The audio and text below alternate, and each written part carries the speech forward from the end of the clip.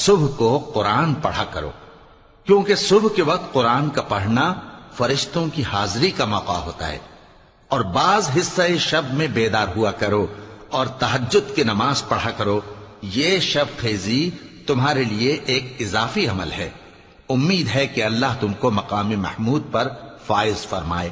اور کہو کہ اے پروردگار، مجھے مدینے میں اچھی طرح داخل کیجو اور مکے سے اچھی طرح نکالیو، اور اپنے ہاں سے زور و قوت کو میرا مددگار بنائیو، اور کہہ دو کہ حق آ گیا اور باطل نابود ہو گیا، بے شک باطل نابود ہونے والا ہے۔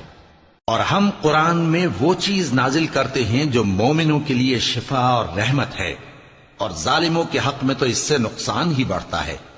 اور جب ہم انسان کو نعمت بخشتے ہیں تو روح گرداں ہو جاتا ہے اور پہلو پھیر لیتا ہے، اور جب اسے سختی پہنچتی ہے تو نا امید ہو جاتا ہے۔